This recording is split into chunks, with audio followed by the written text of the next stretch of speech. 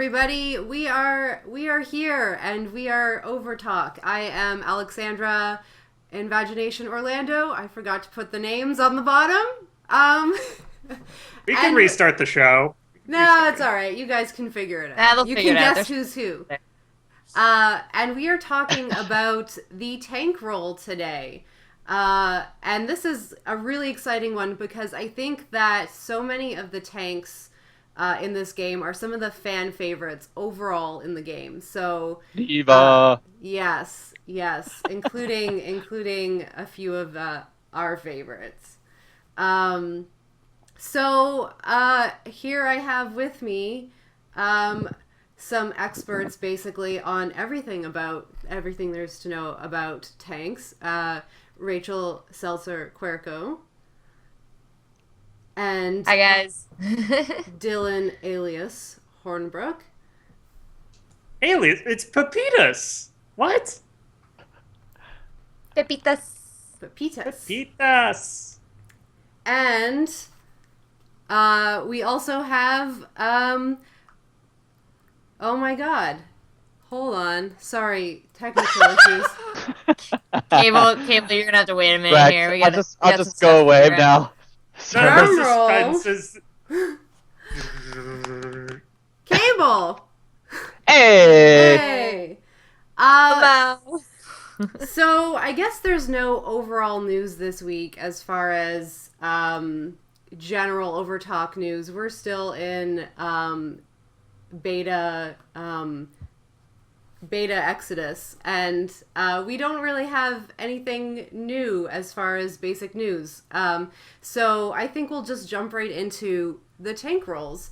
So first of all, I guess, I think tanks are very interesting in Overwatch, mostly because so many of them are super mobile, which we find to be quite unusual when we think of other games. So how do we think the tank role overall fits into Overwatch, and specifically team comps and their basic general role? Well, I mean, I think they're healthy. Oh, do you want to go, Rachel? All right, I'll go. No, go ahead. Yeah, so I want to say that the tank's in a healthy spot. We've definitely seen from, the limited play we've had, and anyone who's really spent time in the game knows that tanks are necessary. You can't really cap a point, you can't really push a payload without them. They serve their essential role pretty well. I think Blizzard's done a pretty solid job putting him in a spot where not only are they there to soak up damage, this isn't like a tank in WoW that's literally just going there to soak aggro and be a bullet trap. They all have their own abilities that are pretty solid. Like, I mean, anyone who's seen a play of the game with a Reinhardt knows that Earthshatter can set up multi-kills like nobody's business. Zarya's ulti, super impactful. Roadhog's hooks can just be devastating, especially if you're on the squishier end. I think they did a good job enabling tanks to still be a part of the game while also serving their duty of being a tank, which can be hard to balance. So I'm pretty pleased with where it is. Yeah, I was going to go down a similar path there and just say, like, it's refreshing how aggressive you can feel with the tank. Like, in all the kind of classes that they've set up and all the different roles, they sort of push you towards something, but you never feel like you're relegated to, hanging out behind the lines and healing or, lumbering around immobile, not being able to do anything. The tanks are really fun to play, and you can certainly make, like, game-winning plays, really important feeling plays, as almost any of them. Yeah. I think they're very pivotal to certain team compositions, certain game modes, particularly certain maps. Not to mention, when you first start playing the game, they seem very overwhelming. Reinhardt, when I first played at BlizzCon, there was like three Reinhardts on the other team. It's like, what the heck do we do? They're just shielding on and they just move forward. It's okay. But obviously, once you learn more of the counterplay and the positioning, it becomes more fun. But I think they're really awesome. They're a lot of fun to play. They're not just overly stationary. Like Alex said, they're highly mobile, which makes it pretty fun. I mean, D.Va can even fly, right? So Winston jumps way the crap up in the air. It's fun. All right, so I think what we'll do is we'll just start to jump right into the characters, just basically because there's so much to say. So the first one I have on like my list is Reinhardt, who, if you are not familiar with this character, he is a huge knight type character, like literally knight in shining armor. But he has a huge, I believe it's hammer, right? Yep, Hammer. it's a hammer. It's a huge hammer. It's hard to specifically say. So we've heard. Because he just swings it around. He's got some knockback abilities. He's definitely, I would say, although one of the less mobile tanks, is really good at on the ground movement. Yeah, I mean, he's a completely two-dimensional movement character. He can move on the XY plane, but he does it very well. In fact, his charge ability can be great for taking up large tracts of space. Let's say you need to really get to the payload and you have a large walk time ahead of you. Using that effectively can really reduce that gap pretty well. Yep. But he does serve such a pivotal role. And I mean, he's actually one of the few champs. He's equal part armor HP and normal HP. For those of you that don't know, and this is going to become important as we talk about tanks today. There are 3 types of health that the tanks have in the game. There's normal HP, there's armor HP, and then there's shield HP. Armor HP reduces the amount of incoming damage while running through that set amount of HP. Then there's normal HP, which, you just run through. It's normal for a reason. And then there's shield HP. It doesn't have the reduction of armor HP, but it's regenerative. The only tank with shield HP is Zarya. She does 200, 200. It's a total of 400, but the fact that she regens 200 regularly is what gives her strength. And everybody else has shield, so they're a little bit harder to chew through in one sitting. But they do not have that long sustain and will need a support healer to go with them. So Reinhardt is kind of the nice balance where he's 250 in the armor HP and 250 in the normal HP. Add on top of that, his right click is a 2,000 health directional shield ahead of him that is rechargeable. And really, as long as you're safe and don't allow it to time out, or as long as you don't allow it to HP out, so as long as it doesn't hit that 0, it doesn't have a cooldown between bringing it up and bringing it down. You can bring it up and charge it and take it down. It's very pliable. And he's just got a large set of abilities. I mean, his ultimate is just game-breaking stuff, where he drops a hammer down and everything in a cone ahead of him is knocked down and takes some pretty substantial damage. Add to that he can do his cone sweep hammer attack, because it is not single target. It is everything in front of him, gets to feel the might of the hammer. He can really clean up some people. So Reinhardt is actually my favorite hero in the game. Everybody's like D.Va or Tracer fanboys. Mine is the giant metal knight that, just wins games. He wins games. He straight curb stomps people. It's like almost embarrassing when you get knocked down and then he's just beating you on the ground. I don't know, it feels like police brutality or something. It's really funny to watch, especially the plays of the game where he's just beating everyone on the ground. Yeah, I play with one of the people I play with is a Blizzard employee named Ixar, and he plays Reinhardt almost exclusively, and it's a thing of beauty. I've had him on my stream a couple times playing alongside us, and I just, the couple times I've played on Reinhardt, I don't quite have the pacing of his movement, swing, get into the right position, hit this off, get back around the corner, kind of. He's a little, you have to play him a little, dodgy. Like, he's very mobile when you're on point, and he's so easy for a Tracer to get behind. For some of the more annoying characters, a Junkrat you can throw over your shoulder and bounce it off the wall behind your shield. It takes a lot of skill to play him. I will say it's definitely not an easy thing to do. Well, and some of the craziest stuff I've seen is Reinhardt versus Reinhardt battles, where one guy charges down the hall, knocks him out, and then he charges down the hall the other way, and it seems almost unproductive to do, but you almost you see that Reinhardt on the other team and you just want to kill him so badly. You just want to duel like knights. Was it in that Mythbusters thing when they slam into each other? What happens? Yeah, I forget. And they both go down. So awesome. I love that Blizzard thought of that kind of stuff.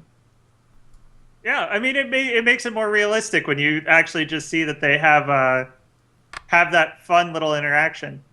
But one of the things I really like about Reinhardt is I get really annoyed at some of the more mobile characters, especially when you're a tank and they're rotating around you.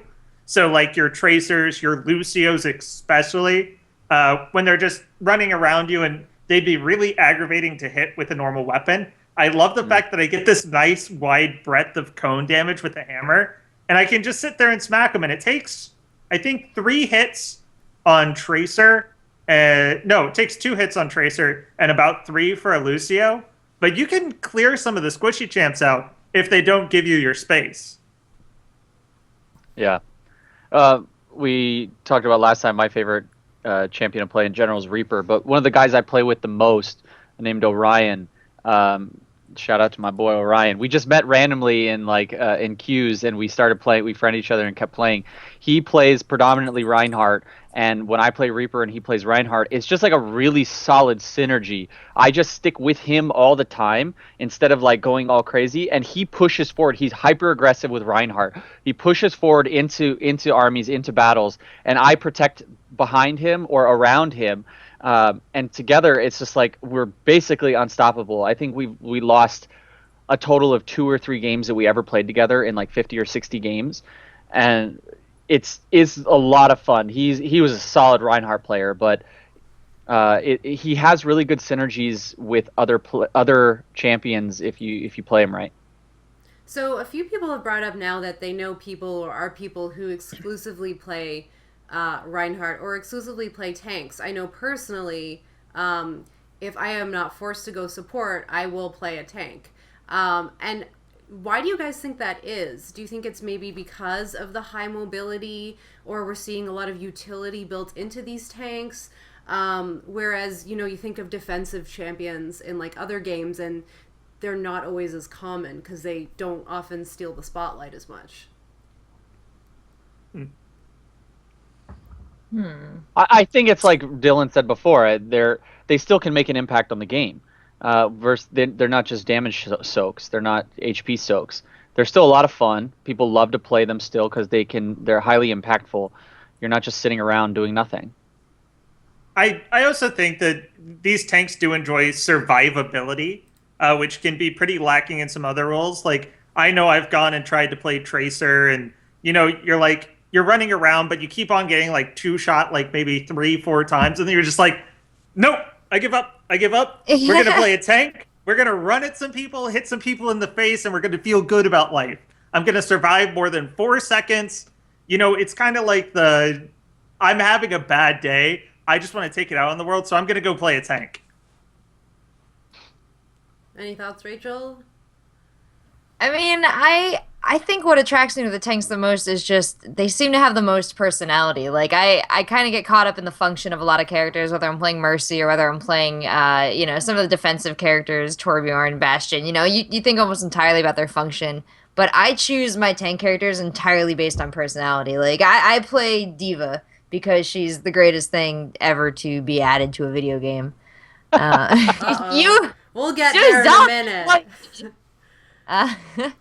She's just, I mean, I find so much that's likable about them. And then I appreciate that in a game like this, somebody took the time to make characters that you're going to care about. That, usually the tank is the most boring thing in the entire game.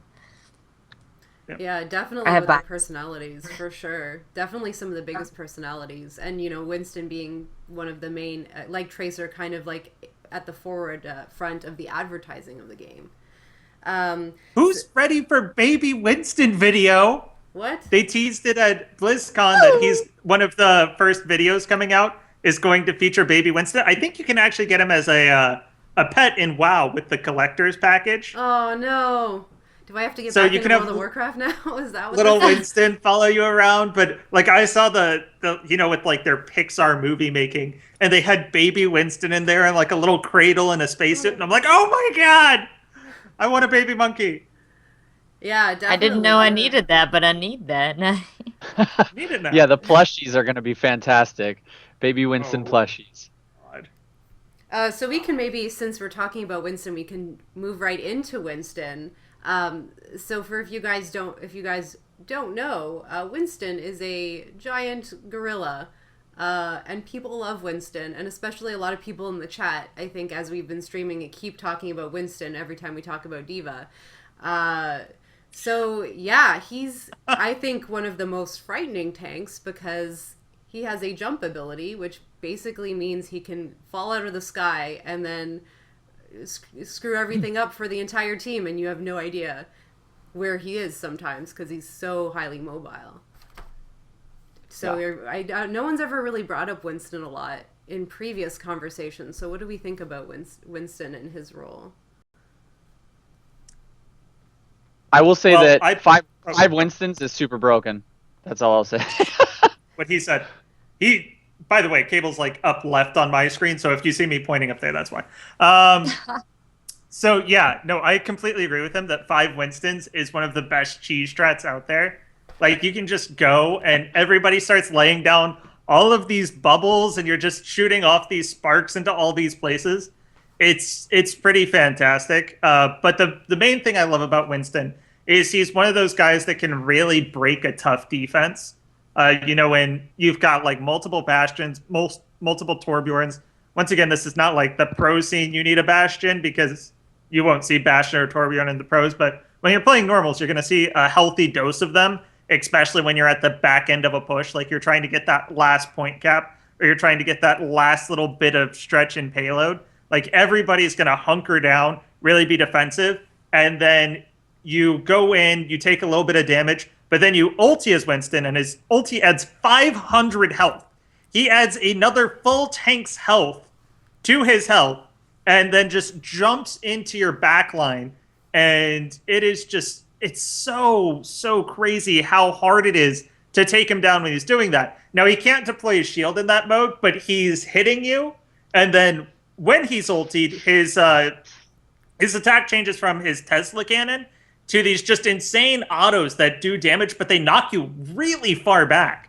Like, they can really screw you up, and if for payload, it's fantastic because anyone who's contesting the point is just like knocked halfway across the back of the map. Just like giant fly swatter. I just think it's incredible that in the Overwatch universe, gorillas have taken over the moon. Space monkeys. There's science going on the moon, and gorillas are in charge of it. Because they killed all the scientists, and then Winston was like, oh, fuck! And he got in a rocket and escaped, and that's why we have Winston. Because the moon is populated by bloodthirsty gorillas who want to kill us, but they can't figure out rocket ships, only Winston could. So it's only really a matter of time. Yeah, great Easter egg, by the way. If you're on the map Gibraltar and you're playing attack, you actually get to see the space capsule and spacesuit that brought Winston to Earth. Hey, I like it. Hey, I have to say, when I was first learning the game in the beta, I thought Winston was super broken in general as a character. His Tesla cannon tracks you, right? So even if you're moving, it still keeps hitting you. And it deals a decent amount of damage, and then his ulti, like you said, it does it heal him too, or does it just add 500 health? No, it auto heals him to full, but if you're at his top health, it over heals you to 1,000. So you'll always go to 1,000, right? Regardless of where you were. But so at minimum, it gives you 500. At max, it gives you 999 health. And that's what I've had people do a couple of times. They save their ultimate till they're about to die, pop ultimate, instant 1,000 health, and before that, they're tracking you with this cannon. I used to think it was really broken. There's obvious counterplay now, and like the more you figure out the characters and stuff.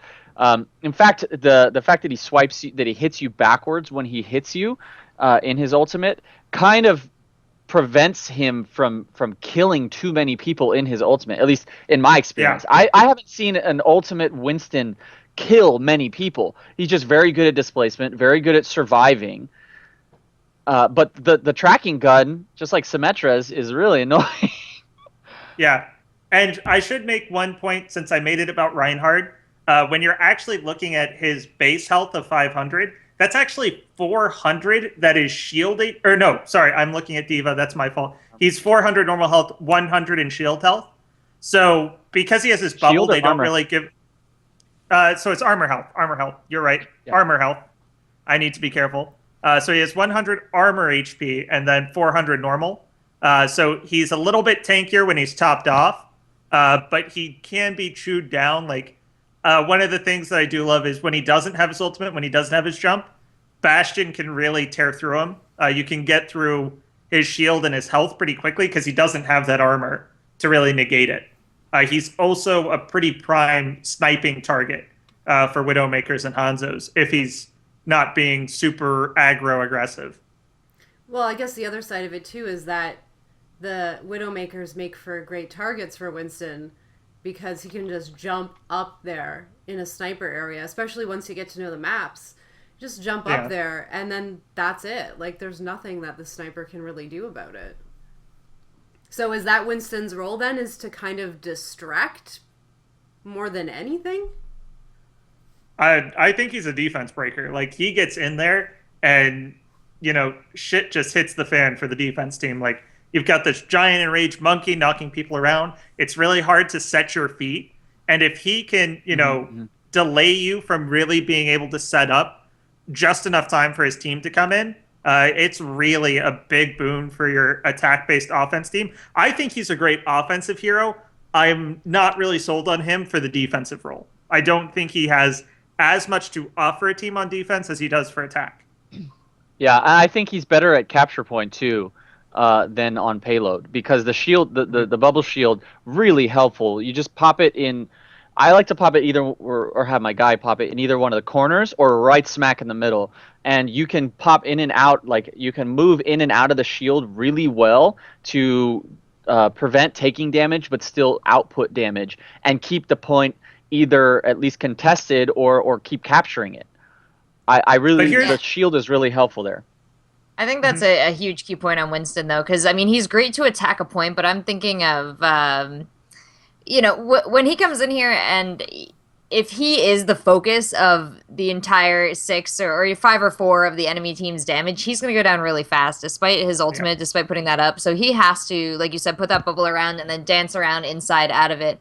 The problem I have with him is attacking like an entrenched bastion or something. I'm always like, here I go, boys! And I jump over him and I land behind him. And, you know, if that bastion's in a corner, man, like it's too hard to get behind him before I'm dead. So I like him a lot, but I find if the enemy team is expecting him, you know, maybe it's their 3rd time against him and they know you're going to come Winston to break up their point, it's really easy to defend against by concentrating your damage. Mm-hmm. So but I also want to... sorry. One last point I want to make about Winston shield versus Reinhardt shield. And one of the big differences why I think Reinhardt is a little bit more popular is the fact that Reinhardt's shield is mobile with him. So once he sets it up, he can move and adjust the front of where it's facing, where it's going, and it can move with a payload, which is one of the reasons why he's a payload favored tank. Whereas when Bastion puts down his bubble, it is locked in that area. You're not moving it. It actually has a relatively high cooldown. So it's not something that's like this evergreen piece of territory that you can say everything past this point is like, you can't fuck with it. It's just there. This is my area. This is my safe space. So Winston, you really have to have an area that you want to be, that you want to control. Whereas with payload, because you have to keep on moving where you want to control, it becomes harder for him to be as effective as he is at point cap. You don't put his little bubble right on top of the payload cart? Does it move with that? Oh yeah, come on, man! You gotta put. Oh, it does. Does it really? I did not know this. Come on, guys. I did not know this. I've learned something. Get updated on those strats, man. Egg on face. Egg on face. Call me, guys. That is awesome. I'll carry.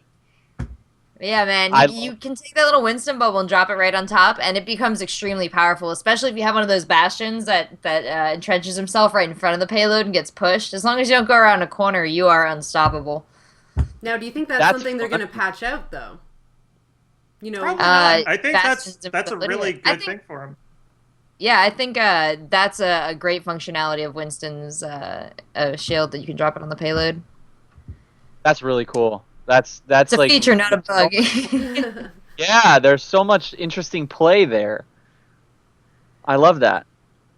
So, moving on, because we got a lot to go through still. Roadhog is another one of those less Pudge. mobile tanks. Excuse me, did you say something? Pudge. Oh, I see. That's rude. No, I'm just kidding. So basically, again, if I have always described Roadhog as one of the two Mad Max inspired characters in the game. He is a very large gentleman. I will say that. And he's kind of if Mad Max and Scorpion from Mortal Kombat were combined, I would say I guess that's the best way to describe him. And he is one of the only tank who can heal himself as well. So we have some grabs, we have some heals. What do we think about Roadhog? Okay, just to clarify, when I was saying Pudge, I was referencing the Dota character. I wasn't saying anything about like a large Oh, person. you were making fun of him? Okay. No, I no, thought I was you had this referencing the thing Dota against character. him. Roadhog's fat. Oh. He sucks. He's fat. No, it's he's like Pudge. Like that's his role. The same role that Pudge plays in Dota, I feel like Roadhog plays, but just in a first-person shooter realm. If only his hook were that long. Well, yeah. So is that maybe the main downside? Is that the hooks are just something that are hard to pull off? Well, I mean, Actually, it's hooking in this game is pretty generous, and especially for a while, Roadhog was my anti-Pharah. Because you would be in one of those confines where all of a sudden Farrah's like, justice reigns from, and you're like, nope, push, and you drag her down and you shoot her in the face, and it's everything you could ever want it to be. But it seems like that worked for like a month, and then things changed, and then the beta went offline. So I don't actually know where that sits strategy wise. I like that concept actually. Yeah, to me, he's kind of probably the tank that suffers from the most binary source of effectiveness. It's, did I land hooks? Yes or no? And that kind of sets your effectiveness for the game. I mean, as much as you can say, it's like, oh, I played the champion to what it's supposed to do. He's supposed to go out there, hook people, stop it. It's one of the strongest forms of CC in the game. It's one of the very few, like, really ranged CC abilities that isn't like a setup trap sort of style. So if you're a very good Roadhog, then you are very good at shutting down some of the peskier characters, like your Tracers, your Lucios, your Pharahs especially. Anyone who's had one of those hooks where you take an ulting Pharah out of the sky, you just feel amazing. You're like, I've won this point. If we get to the next checkpoint, it is because of me and my skill and all of these great things about me, because it is a very gratifying single-player experience. He's one of the tanks that really does... Because he self-heals, he's not completely bound to need a Mercy at his back to, be the tanky damage eater he is. Now, he does have something very different from all of the other tanks, is the fact that he has no shield or armor HP. He has 600 normal HP. He is a giant pincushion, which actually brings in one of my favorite synergies that a lot of people don't think about. But I love to have a Roadhog and a Mercy together. And the reason I say that is because he has no armor, all damage takes down his health incredibly fast. He goes through health so fast when he's out there taking damage, and just having a Mercy with him, if I had a Mercy with me and I played Roadhog, I would never use my self-heal. I would let her take all of my damage healing using all of my 600 health. He is the healthiest tank without the use of any added abilities. So Winston gets healthiest when he ults. But normal, Roadhog 600 HP, highest HP in the game. He gets damage so much faster than everyone else. So he takes more damage, can be healed for more. So that means Mercy healing him full is so much more effective than with almost any other tank in the game. I think using that synergy, you can really abuse it and make sure that you have like Mercy ult whenever you want it. Now, does that mean that he is... Because I see him operating as a character that cannot be by himself. You can't just go into some corner and start hooking people and then expect to stay alive at the end. So whether it be a Mercy or someone that's gonna pick up the kills a little faster is the one thing, though. That's my experience. I'm he actually usually is able to super duel. slow on the attack too. Yeah, he's definitely not your attack style because he has, I think, the slowest move speed in the game. Is it between like him and Bastion? Or no, him and McCree, I think, move like equally just slow.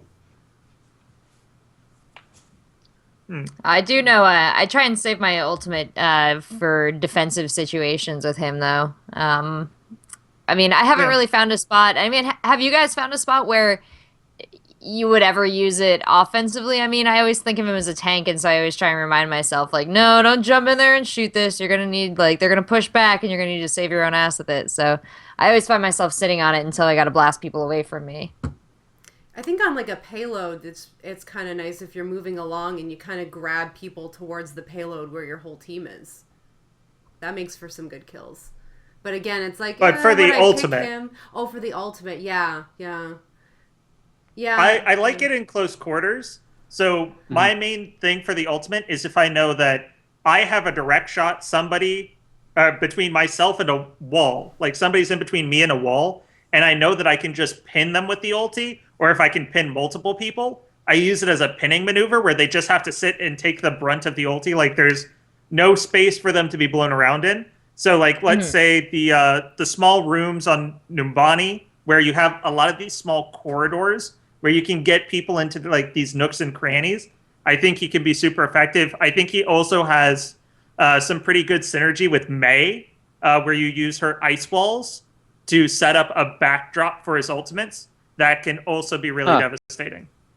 I like that. Cable's just kind of agreeing. Do you have anything else? Anything to add? It seems like we're not too inspired by Roadhog. I've never played him personally. That was one of the few characters I never played, but I seem to always get hooked. I must just suck at getting hooked because I always get hooked and then one-shotted. Just playing Reaper, even I would always die to Roadhog. So I mean, he had his place. I was never truly inspired. I never felt like he was the game-winning pick. Although there were a couple teams I played against who picked 2 Roadhogs, and that was really annoying because they could pretty much control positioning of the enemy team.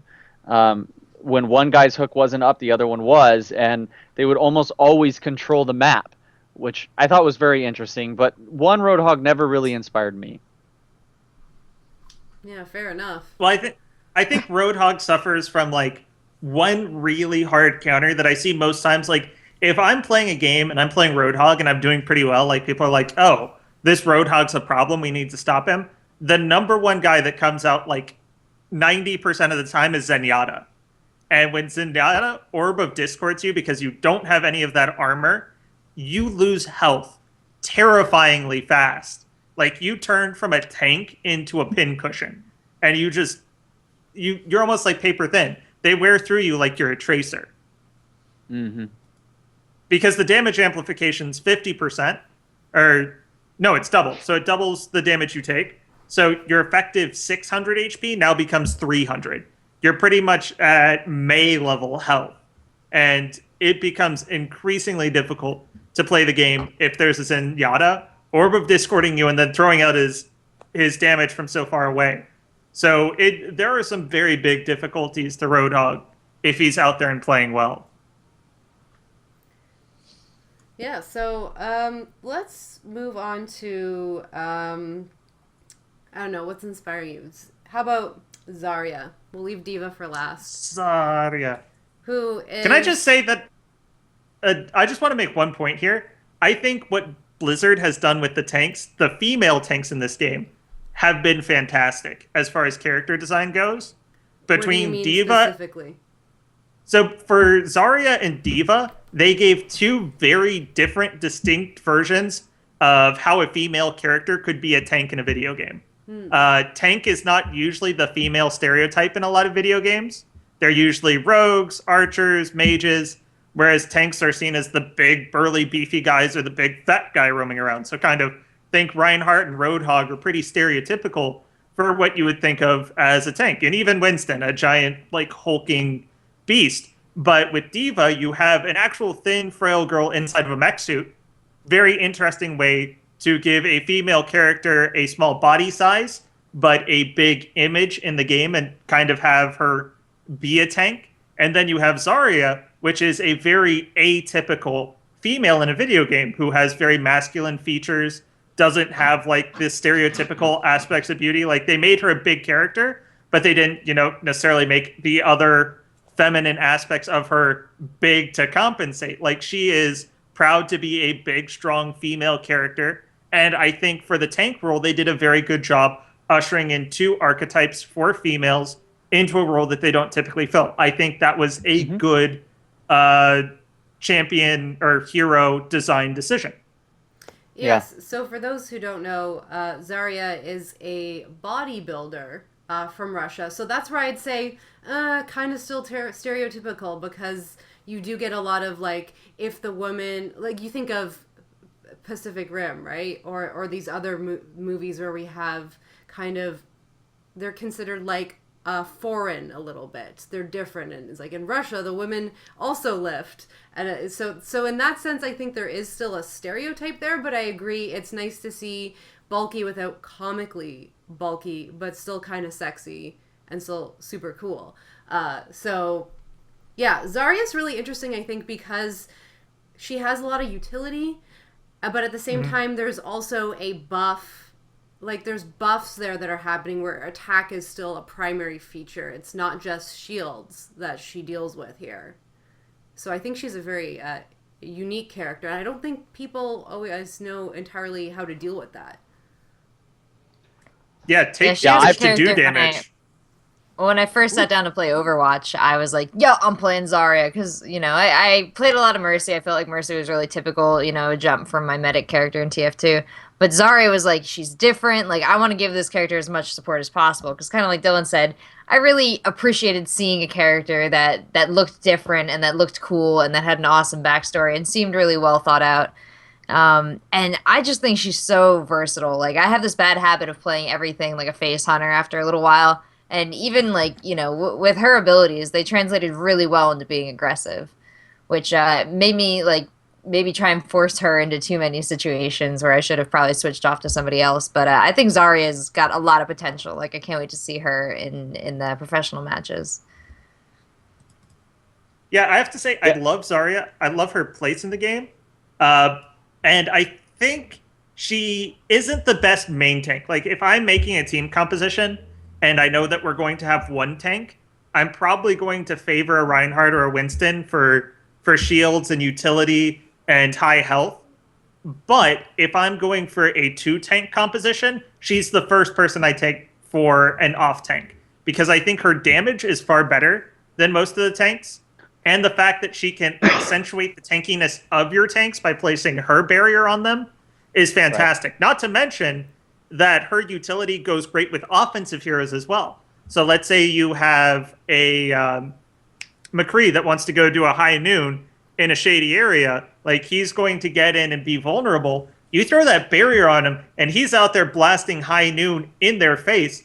It opens up a lot of possibilities. It's almost like a Kayle ultimate, where when they have the shield on them, they take no damage, and it's for 3 seconds. It's a pretty strong ability that a lot of people underestimate. And not only does it not allow that person to take damage, it's boosting your damage at the same time. Right. Everything she catches in a barrier makes her stronger. And I mean, it gets to the point that she's doing almost equal damage to a lot of your offense heroes if she's very good about reaching her overcharge state. Yeah, that use the exact word I was thinking, is off tank. I wouldn't describe her as a primary tank by any means, but she's definitely an off tank. And if that's your team comp that you're building, she's very powerful in that. I think her gameplay is very intricate. It's very complicated and not straightforward to just like jump in and play this character. You have to really think about what you're doing all the time, really strategically place your bubbles, and think about your damage output at the time, because everything's constantly in flux. You're never in a single state of I know I'm going to do this much damage. So you have to play very differently based on your character's state at the time. My buddy Orion, he plays a lot of Reinhardt, but he also plays a lot of Zarya, and I found it pardon, interesting the times that he would switch from Reinhardt to Zarya, because Reinhardt's a very obvious primary tank. But if we needed damage, if we weren't really, I don't know, not dying but not taking the objective either, then he would switch off from Reinhardt to Zarya so that we could have more impact in an offensive state. She's very, very interesting. To echo Rachel's sentiment, I think she has a lot of position in professional play once people figure her out. She's one of those that has a high skill ceiling, and it will take a while for people to really become expert at her. But when they do, dangeroso. Yeah. And I want to add one last thing, because I've mentioned this for every other hero, so I'm going to do it now. Zarya has a very different health mechanic than the rest of the tanks. She has what we call shield HP. So she has 200 shield HP, and then she has 200 regular HP. That means she has 200 health. It'll always be the first health eaten through for her, but it regenerates. So as soon as she's out of combat, it starts regenerating at, I think, 25 health per second. And it'll go back up, and it'll always reheal that 200 segment. So even though we say that she has less health than other tanks, because she has 400 total, she does have the best ability to regenerate health outside of Roadhog. Yeah, and that adds more to her flexibility, versatility. Mm-hmm. So, moving on, because we are running out of time. We did have a late start, so if people are around, maybe they can ask some questions if they'd like. D.Va, which is our ultimate favorite. And I don't think we've actually really gone into yet why D.Va. we like D.Va so much. And I think everyone kind of has a little bit different perspective. Some people do not like D.Va. They're weirdos. We do not associate with them. Watch as I slowly move his camera out of the picture so he cannot thumbs down D.Va anymore. I know for me personally, it's really nice to see that like pro gaming is considered part of the narrative as a thing that exists in this world. D.Va's so meta, and just this recognition that Blizzard says, hey, like Blizzard hasn't really need to give more recognition because of their support with the scene, but it's just kind of like, hey, like this is something that we want to immortalize in our game. And mechanically, I think she's also a lot of fun to play. So maybe we'll get a supporter of D.Va, and then we'll go back to Dylan and ask him what's all the fuss. Go Rachel, it's all you. Well, from the minute they debuted D.Va on the WCS portal as a professional gamer and one of the highest earning and winning most players of all time, I knew I was in love. And then when I activated her reflection shield, I mean, I wifed the shit out of her in that very moment. It's just she was a perfect character. I think like she's meme-tastic, like.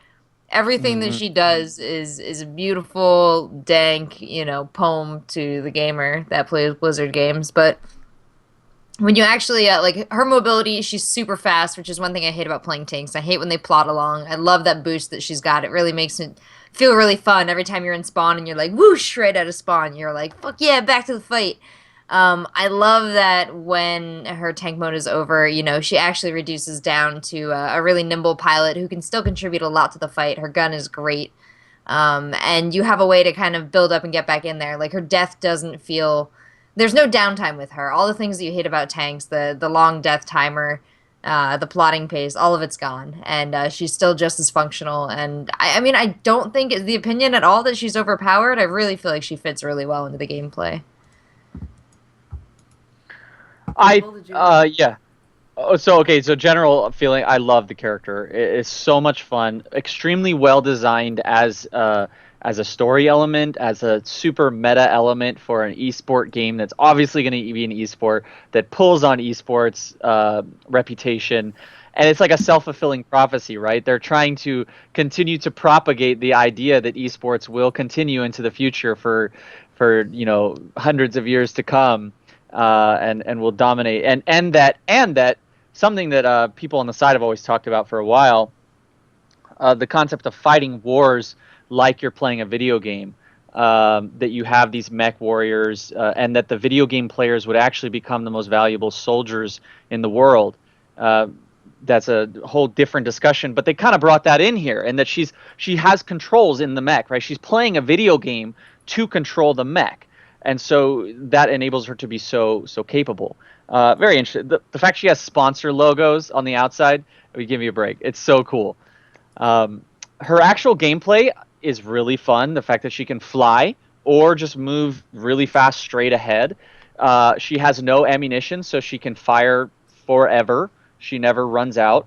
Although it's a very widespread with low damage intensity, I feel like the accuracy is still really high. If you're anywhere in her circle, you're going to get hit. It's just about how much you're going to get hit for. Where normally when they have a high spread cannon like that, say a shotgun, you may not get hit in the circle at all. It's about the accuracy of the gun. So I think that's interesting. And what else? The deflection is very, very powerful. Although I feel like it's not as powerful as a shield. There's some kind of nuance there that I still haven't figured out between the deflector and the shield. How to best use it. And then her ultimate, where she can explode, is always really fun. What was that? The little YouTube video where the dude rockets in, and that's a cool synergy that they built in too. Is that you can rocket and pop your ult while you're rocketing, and the thing it keeps going. Your suit by itself keeps going and explodes wherever it lands. And I think that's really cool. It's like a missile that you can fire into a team. Say capture point, and they're really hard protecting the point. Or say payload, and they're all hugged on the payload. You just ult rocket ult your thing into them. And so the YouTube video is her all killing all 6 of the people and emoting at the same time. It's super hilarious. I have to have Kid Liquid link the video. I forget what it is. Diva-tastic or Diva, I forget.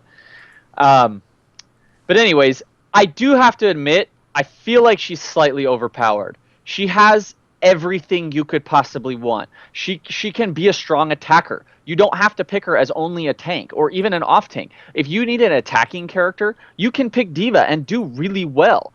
If you need a defensive character to hold positions, not to push positions, to hold them, you can pick D.Va and do really well. If you want to push the payload, pick D.Va. You'll do really well. I feel like she's too good at everything. As much as I love her and she is one of my favorite characters in the game, I think she's too good at everything. I don't know exactly how to fix it. I have tried to think about it a lot, but I don't know. She's really fun. The other thing is 6 D.Vas super OP. You can wreck anybody with 6 D.Vas. It is just like impossible. 6 organized divas. I'm gonna organized divas. Yes. Okay, and last thing I want to say, I know I'm a little rant here, but so yeah, her out of suit, her zero suit form, the accuracy on her gun is ridiculous. You can do more damage. Like I've seen people kill multiple other heroes with the zero suit D.Va. She high damage, high accuracy. Maybe that's the answer to her, nerf, is to slightly nerf her zero suit form so you can't do quite as much. I don't know. When you can take out a tracer as a zero suit, I feel like that's a contingency, right? That's a bad tracer. I don't feel that's sorry. A bad tracer. Yeah. I'm not. People haven't figured out tracer enough. Then that's the problem. That is for sure true, but I don't know. I've seen her wreck face, and I think as a contingency, it shouldn't be that powerful. All right, Dylan, jump in. All right, but be nice. So I am going to say that I do think D.Va needs to be hit, and there are a couple areas that do need to hit her. As Cable said, she's actually a very well-rounded hero. We call her a tank, but truthfully, she can be everything from a tank to an offensive hero. She has a directionable shield that has no limit. It will soak up any and everything. You could do a full Pharah ultimate into it, and you won't take a single tick of damage. It is that durable. Now, given it does have much longer cooldown than Winston shield or Reinhardt shield. So there's its kind of limitation. And truthfully, I don't think you should hit it. I think that is in itself a very worthwhile ability. I think it's well timed. It clearly has a decision making to do with it. I think the two things you really have to hit with D.Va are her base armor HP and the amount of damage that comes from her ultimate. So let's break down those two, and we'll talk about why I think they're a little too strong as they are right now and what can be done to them. So first off, let's talk with her HP. In her mech form, she has a base armor HP of 400. So out of her total 500 HP, 400 is armor. So that is by far the highest ratio out of any hero we've talked about. 80% of her health is armor, which means that she's taking reduced damage that entire time. Not to mention the fact that she has a shield that soaks up complete amount of damage in that direction. That's pretty strong. Then she also has the ability of, if she dies, she goes into zero suit form. She can pretty easily rack up enough for another D.Va or to get another mech suit. Mm-hmm. And when she gets her mech suit back, she is full health once again. Mm-hmm. So we're talking about she can compulsion loop full health while she does this damage and dying. It's very disheartening when she gets on this roll where if she's pretty good at being in pilot form or zero suit form, whatever you want to call it, that you're never getting her out of the match, where killing her doesn't feel like enough. So I think if you make her mech form a little bit weaker, whereas if you say reduce her armor HP to maybe 250 or maybe even less, I mean, I understand thematically why they did that. They want it to be a big hulking suit of armor that is literally protecting her, the little squishy being inside. But I think they need to scale it back a little bit, make her a little less durable in that mech form, and see where it goes from there. And then the last point is the ultimate. And the ultimate is where I really think the loop of damage and healing and re-mech suiting with her is almost insane. So her ultimate, at its highest peak of damage, if you're right next to her suit when it goes off, it does 1,000 damage. That is a full Winston down. Like a full ulting Winston can still be taken down by D.Va's ultimate. And it is big, it is AoE damage, and it is very rare that if you're in its blast radius that you're going to survive. It's one of the reasons why I consider her a must-have for offense on Anubis, is the fact of once you take point A, you just straight up rush, hold your ultimate. I will not use my ultimate to take point A on Anubis. I will then literally dash, use my booster, set it up, throw it out to the team as they're starting to set up their defense on Anubis, send out the ultimate, wipe them, get my mech suit back, and my team has at least enough time to get the first 2 clicks. And by that time, we've set up our defense enough that we can now hold on the enemy team as they come out of the base. We have essentially the time to set up that I've built solely on my ultimate, and which, by the way, because I wiped the enemy team with this ultimate, or I at least killed one person, you only have to kill one person with that ultimate to get your suit back. And once you have your suit back, you're just the same as if nothing had happened. There was no cost to this big explosive ultimate, and I'm at full health again. If I had taken any damage and wasn't full health, I am now full health once again. So yeah. I think the damage on that needs to be hit, or the amount of damage you need to get your suit back needs to be much more substantial. And which, by the way, when you're in pilot form, you automatically gain charge to get her suit back with time. You don't even have to do damage or take damage to get it back. It automatically comes back in time. So I think that's one of the only ultimates like that, right? Yep. That auto charges. And given it's in a second form, so you kind of understand why it's like that. Like thematically, you understand why it's charging like that. But I think it needs to be hit. I also think you could potentially put a cooldown on her passive of going into pilot form, whereas it's kind of like what I consider a Nivea egg in League of Legends, which is if you kill her at base when her passive is up, she goes into an egg form and can reincarnate. Very similar to what we're talking about here. But if we're saying, okay, every minute or every 2 minutes, she can go out to pilot form outside of her ultimate, or her ultimate would always have to send her into pilot form to work thematically. But there are times where you could catch her where if you destroyed her in mech form, she wasn't going to go into this damage-based second form that you'd have to kill all over again. So I think there are some things that can be done with her to make her not so, I'm always good. No matter what, I'm always good. No, but you have no problems with obviously admitting that she's the most adorable thing ever. We're just making that clear, right? Oh no, she's a completely likable character. I just hate the fact that it's so overhyped. It's like, oh, let's talk about heroes. Let's talk about D.Va. It's all going to be about D.Va. I'm like, no, let's talk about Reinhardt, the dependable hero, the guy that's in almost every program you watch. You watch a program, you're going to see Reinhardt, and you're going to see Zarya, and you're going to see Winston. You're actually not going to see a lot of divas until they get into their cheese defense strat of 4 divas walking out to stop a payload at the very end. That's when you see divas in pro play.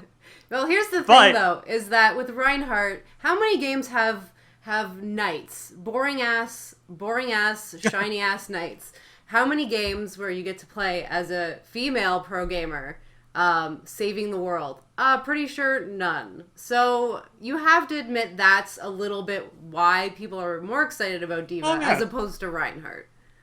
No, she's a fabulous piece of homage to the community. They're like, what would our competitive gaming esports scene? What would they like to see? They would like to see a female pro gamer. Let's not mention that this isn't only odd to see in video games. This is an underrepresented group in real life. She is a positive female for females playing games. It's a bit. So, her design, and I think once again, I want to say the female design for tanks in this game, it's very refreshing. I think they did a very good job designing them. They knew what their community wanted, and maybe what the community should be asking for in other games. And I would say for all the female characters across the board, to be honest, we do see a variety.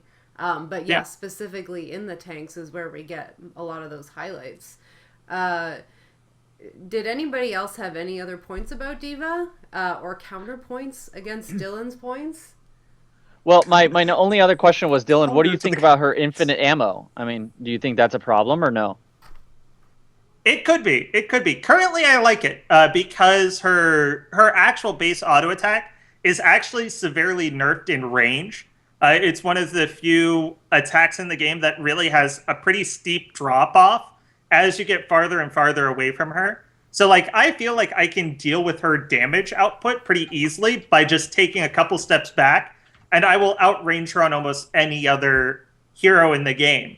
So I think that's fine as it currently stands. Plus the fact that it actually has some startup time. It's not a direct, I clicked the button, the damage is going out. She kind of has to get the pistons rolling. It's like a Gatling gun. It takes time to get the damage out there. So I think there's some counterplay that was actually built in well with her infinite ammo system, but it's like a Gatling gun. Once you start it up, once you give her the time to get, everything pointed in the right direction, not to mention the fact that it slows her down. She's not just out there freewheeling the damage. But if she's turning on this gun, fire while she's moving, right? I think that's very powerful. While moving, but at a very slow pace. If I'm playing Roadhog, I'm jumping around. I can literally jump around. I can do everything I want to do movement-wise with no penalty for me firing off my cannon. But the second you start getting this auto Gatling gun moving, there is a speed penalty that is being paid here. Yeah. I feel like I've been in positions where we've used a D.Va or two to lay down cover fire. And the majority of players will flinch the second they see damage, right? They flinch and they try and avoid damage. So if you set up a D.Va in a position to where, even in long distance, you're setting up a cover fire position, she can just hold and shoot forever in cover fire position. And the second somebody pops their head out, they take a little damage, they flinch, they go back behind the wall. And you've created a scenario where you can control a zone very easily. You can control the movements, unless they're thinking people, like you're saying, and unless they know ahead of time that they're going to absorb damage, but it's not that much, then, I mean, that's something you have to know going into a D.Va. I've just seen it used in that scenario a number of times. What I was thinking as a possible alternative to just infinite ammo is a charge up, right? Where if you keep using it charges, and like an overheat kind of.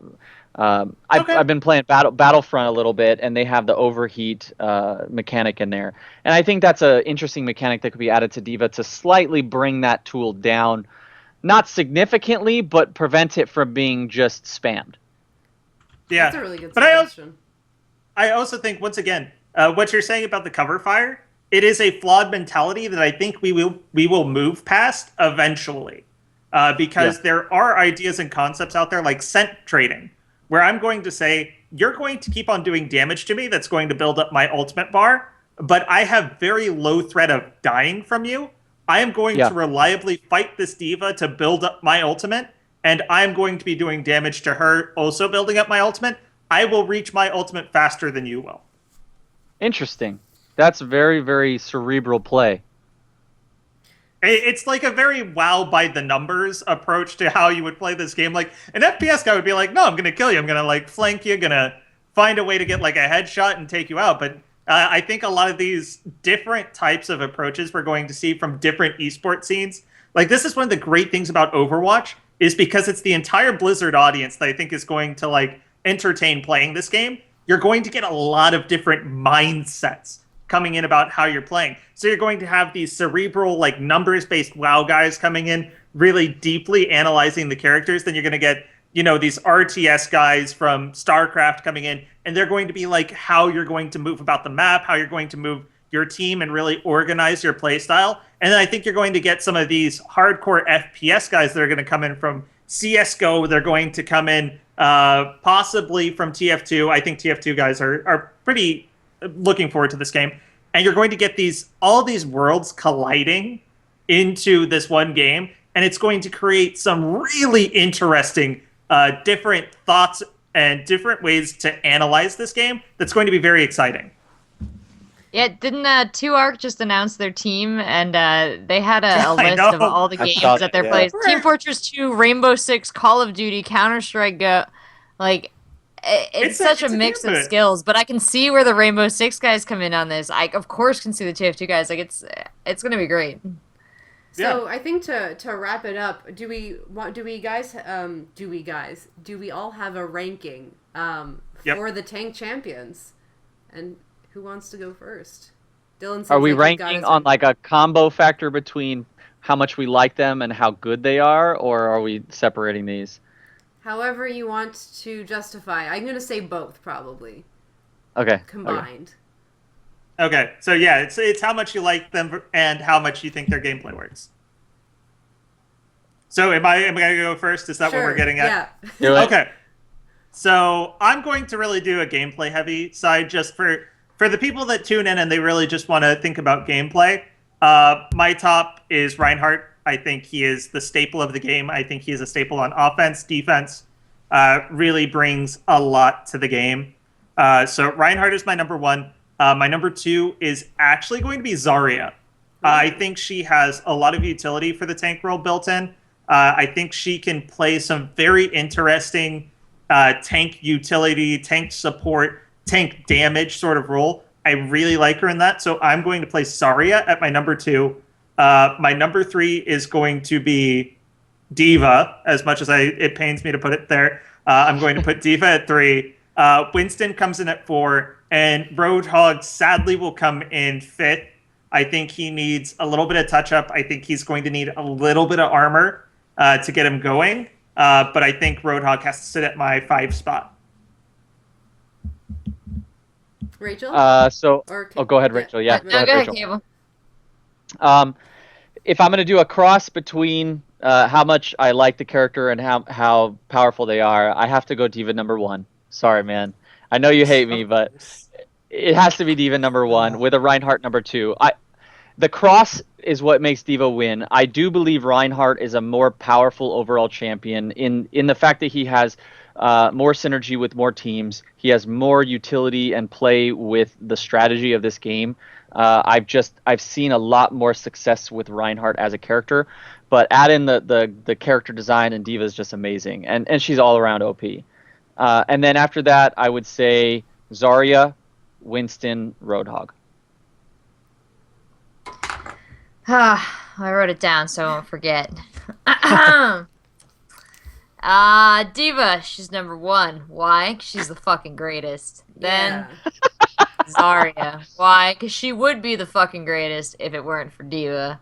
Then I'm gonna allow Reinhardt to be right here in the middle because Reinhardt he's the perfect white knight. You can't get rid of him. You need him around, but he needs, I don't know, something to make him stand out. Otherwise, he kind of is just defined by He's the he kind of oldest. misses some of the whimsy that the other characters have too. Like the I think what Overwatch does is it makes you fight for certain characters. Like even if D.Va isn't always the perfect answer, she speaks so much to like my personality and what I enjoy about the game that I would fight to make her work. And Reinhardt is a hammer. Like he's got his purpose and he's I have no emotional attachment to Reinhardt.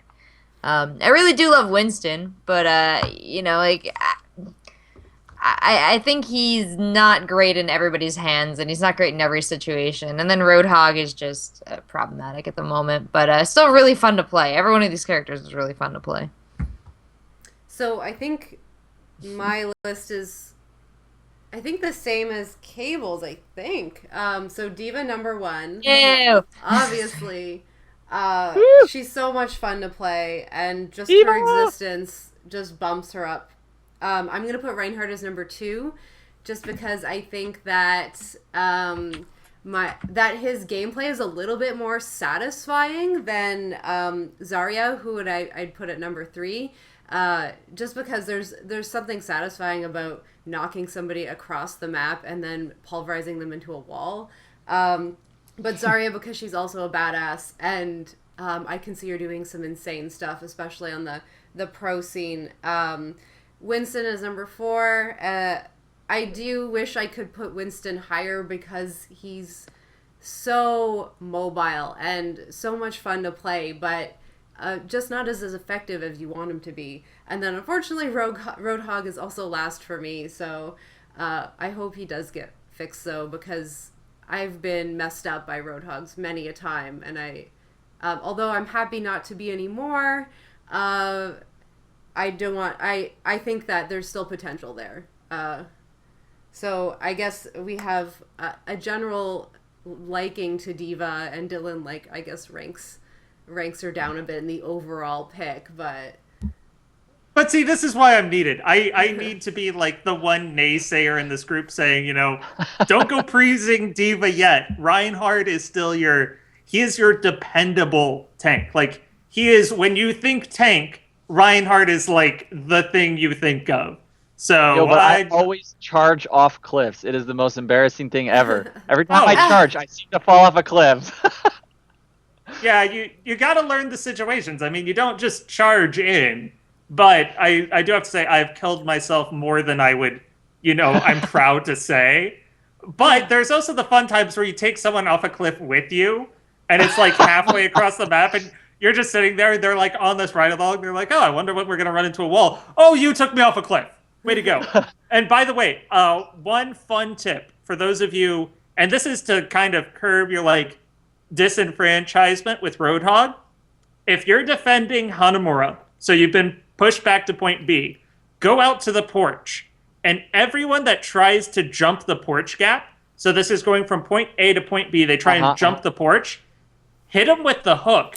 The hook can't travel the full distance, and you will actually stun them out over the gap with no chance to jump or get back. So they do drop to the end. So that is a fun little tip if you want to play Roadhog and you're maybe disenfranchised by what we've said. That is one of the most fun experiences I've had with Overwatch, is just sitting there and hooking person after person as they try and jump this gap. That's awesome. So okay, we're gonna wrap it up here. We did ask for questions from social media. So some of us, if they're free, will stick around to just talk to the chat a little bit. But thank you guys for watching, and tune in next week where we will be talking about the support champions. Support! Thanks, everybody. Shout out to Fish Sticks. Thanks for showing up. Oh, hey, Fish Sticks!